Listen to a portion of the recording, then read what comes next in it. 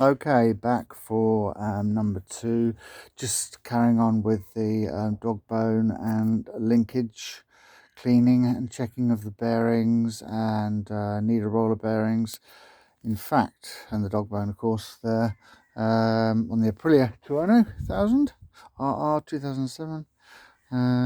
Yeah, with the Dogbone here, I completely cleared out the muck inside. It was a bit rusty, and be very careful with the needle rollers because they're not captive. So yeah, like that, you see, fell out there.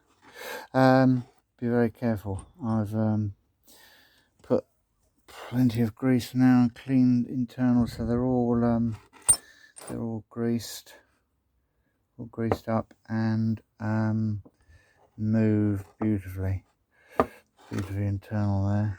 There are 2 sets of needle roller bearings, one that side, one that side, one that side, one that side. And yeah, they do fall out. Whatever you do, they fall out, but you pop them back. As I was saying, I think you can get captive ones from AP Workshop, Griff at AP Workshops to replace them, but at the moment there's not enough wear. I don't think they run beautifully. There's no real wear, no nicks or anything out of them, and they're all there and they all seem to be working. Now the side pieces with the arrows on, let's get that facing to the front, the correct side. When you put them back, you can see just general wear to the side here, but again, not huge. It's going to be a little bit of wearing to the side. So they're nice cleaned up. The one thing I will have to replace is the nylon nuts with the washer, obviously inbuilt washer if you like, fixed washer for those, and also the seals. Very nice seals actually. They're like sort of brass with the rubber insert, and they just slot in. They just slot in there like that, one each side. Keep all the grease in, keep everything watertight as it were. So yeah, I'll get those from AP Workshops, Griff at AP Workshops, and also Assassin Nuts as well. Bolts fine. Yeah, bolts are all fine. Come up very nice. And what I do now is I'll get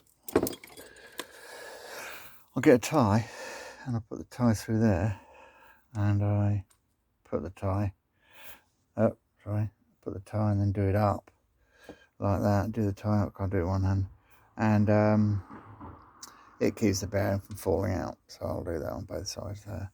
The other thing is just go down to underneath the bike again.